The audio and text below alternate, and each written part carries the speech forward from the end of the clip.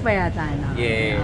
And finally, it will be shown. How do you feel? At saka, nakita mo na yung poster na naka-display ang mga apps nyo dyan. Actually, camera ko ang gamit dyan. Oo.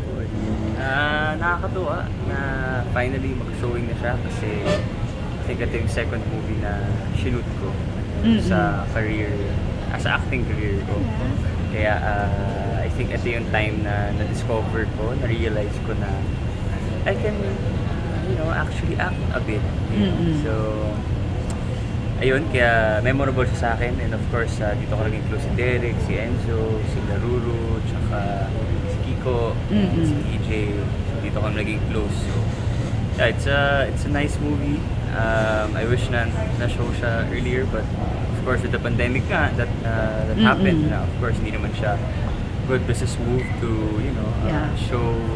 release a movie at that particular time. Kaya, ayun, super excited na finally lalabas na siya. And perfect because summer, no? Yes, tamang-tama. Tsaka, ang daming apps dyan ni Derek Monasterio. Kaya, may criteria ba? Dapat bago... lang yan. Ano ba yan? Bago mapasama sa pelikula, dapat may mga abs yung kasama. Dapat ano ka? Cute. Tingin ko yun yung common denominator. O cute tapos may abs. Tama ba? Baka dapat galit. Pero si Derek siya. And of course, parang sabi nga, perfect millennial barkada movie daw. Yes, millennial and Gen Z. Yes, dahil Gen Z ako. Tell us a bit about the story. I think itong kaming lima ay magbabarkada, facing and tackling issues, personal issues, from family to friends to gender even, also to love life. May ganun ka? Gender? Yes, to love also. So I think nowadays yun yung mga nagiging problema ng mga tao. Also with the mental issues. So ayun, I think it's nice to watch a movie na will somehow validate our feelings as humans. So ayun, of course, meron din mga gandang mga babae dito. Of course, si Michelle B. Pero kayo talaga yun. Yung anim ba dyan? Yung isa dyan, bakla? Sorry? Di ba anim kayo dyan? Oo. Yung isa bakla? Ako yun. Hindi. Panoorin na lang natin. Pero may meron. ganun Meron. Para may idea na tayo. Yes. Secret pa akong sige na. So mature ka dyan. Sakto lang. Ano lang. Pakit lang. Pakit naman lagi. Grabe ka naman. Ikaw? May tanong pa ka. May magtatanong pa. So wrong feelings mo ngayon? Ay. Okay naman. Siyempre nakakagulat. Since na-mention mo kanina. Ang dami nyo pala, no? Nagulat ako kasi akala ko dinner lang. Uy, lunch pala. Lunch pa lang. O merienda. Nagulat ako. But of course, salamat na nandito kayo. Nakakaya naman. May pang-content tayo, no? May intriga ako ha. Ito mo na, Arnil. Si Arnil na lang mga... May mga blind item na flop daw yung show niya sa Canada. Pero nakita ko yung mga video ng mga tao naman. Hindi ba lang puno? Maraming tao. Maraming tao. Tsaka, masaya naman sila. I think, baka yung sa Calgary kasi, at that time, it was snowing talaga. So, syempre, yung mga kababayan natin doon, nahirapan sila, to really go there to watch us, which is very understandable. And, ayun lang, kami naman, ginagawa lang naman namin yung trabaho namin, which is to make people happy. Pinaghirapan namin yun. Congratulations pa din, first time yun. But I think the Toronto show is... Yung Toronto daw po. Yeah, yung sa Calgary lang talaga, nag-snow talaga. Kasi nga, nahirapan talaga sila. Sa Toronto, punong-puno. Hindi naman talaga siya. Sometimes naman yung mga ganung show, nabibenta na yun sa mga sponsors. Diba? Usually ganun. Yes. Shows out there. Benta na agad. But how's the experience? Kasi I know that's your first, first concert with the Sparkle artist. How was the overall experience? Of course, out of the country din siya. Grabe, mabait ka na talaga. The first time mo, di ba, na mag-show ng ganun katindi na 3 buwan ang paghahanda, di ba? Tatlong buwan ang paghahanda. Well, syempre nakaka-pressure. You know, si Raver, pinapanood ko yan nung bata pa siya, sa ASAP eh. Kung ano Kaya bata ko. Nung bata pa ako, sorry. Oo, so, katabi ko siya at that time, kaya nakakatuwa.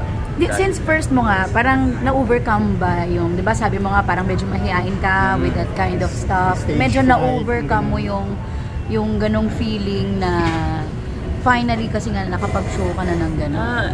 Na-boost ba ng konti rin yung self-confidence? I'd like to think na it will get better. I think sa buhay naman, you just have to take the first step. And you learn along the way kung paano mo figure out how to become better on one thing. So, I think with this, you know, I like dancing and singing in front of people. Ginagawa ko naman siya sa mall shows, but not to a degree na you know, talagang kasama ko si Raver at si Ruru na very awkward, oo. Na-awkward ako talaga. Ba't ako nandito? Alam mo yun. Pero, it's a good learning experience and grateful na naging parte ako ng ganang klaseng show. Pero kumusta yung pag-alalay sa inyong artist? Super. May mga video na lumabas talaga eh. I think more than anything, yung talagang support niya. You know, even during the course of trainings namin, tinutulungan niya ako when it comes to, you know, yung mga dance steps and also the lyrics kasi hindi ako magaling talaga sa lyrics eh. Minsan nakikinig ako ng music, hindi ko naman pinapakinggan yung lyrics eh. Yung tone lang. Diba? Maraming ganun, diba? So, yun, kaya super appreciative of her dahil tinutulungan niya ako. Pasyal daw sa Canada. Kung wala kayong show pa, Lahat ano mga ginagawa? Lahat naman kami as a group. Kumakain, gano'n. Tapos, yun lang. Hindi ko nag-experience mo? Na-experience niyo yung eclipse doon, di ba? Oo, experience. Nakapanood mo? Napanood mo ba?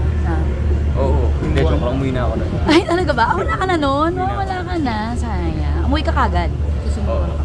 Ayun nga, tinatanong ko kung agad kung bumalik ng Pilipinas. Because kasi, syempre may mga pictures din na lumabas na parang ikaw na lang. Sila kasi nanonood na yan. Yes. Kinailangan ko umuwi dahil may isa pa akong buhay dito. May negosyo ako. Mag-open yung 3 restaurants for this coming May. So, have to be here. And ngayon nga, kakagaling ko lang sa meeting. Diba? Nag-taping kahapon, nag-meeting kanina umaga, nag-gym pa kanina umaga. Natapos kami, 2:00 na. So, wala eh. Just have to do what I have to do. And, yeah. Tsaka masusunod pa naman siguro. Oo Yung mga naman. shows na liba. Yes. Gusto nyo ba this next time kayong dalawa na? Kahit ano naman eh. Kahit nga, solo lang ako. Kaya na? Oo, that's, lang, full prod na sayaw kanta. Balik taping ka na rin for Pulang Araw? Yes, yesterday. We had a taping in How was it? UPLB. How was it? Ano na yung mga nakunan nyo? UPLB, bakit doon kinunan nyo? Meron kasing doon, yung Baker's something. I think doon talaga nangyari yung mga American detainees. Filipino detainees, Japanese detainees before. I think headquarters yun ng mga Americans way back. So, doon namin siya para reality. Diba? Daming kinilig dun sa Korean tech ni Barbie ko sa... Kinilig ka ba? Ako hindi. Sa band? Bakit naman? Gusto mo, Sa Canada? gusto mo kayong dalawa ni Barbie? Talaga, nakamask up. Pero medyo bitin. Joke lang. Hindi ka Nagkakasino sa kasi ako. Canada pero sa Canada experience. Sorry? Medyo bitin pa. Kasi umuwi ka kagad? So nga mas marami ka pa sana na-explore. Oh, I wish I had more days. Kasi hindi ako nakapag-wine. Wow! May ganun? Bakit ikaw, hindi ka ba nag-wine? Gin bilog kami.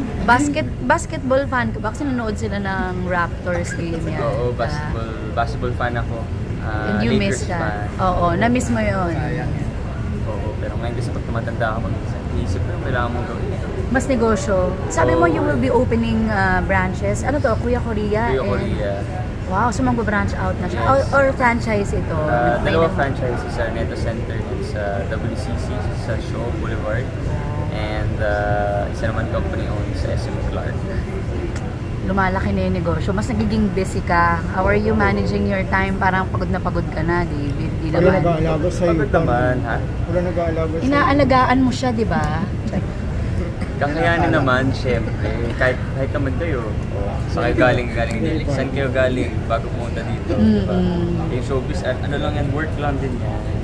Pare-pares lang. May camera nga lang, di ba? Pero sino lang yan.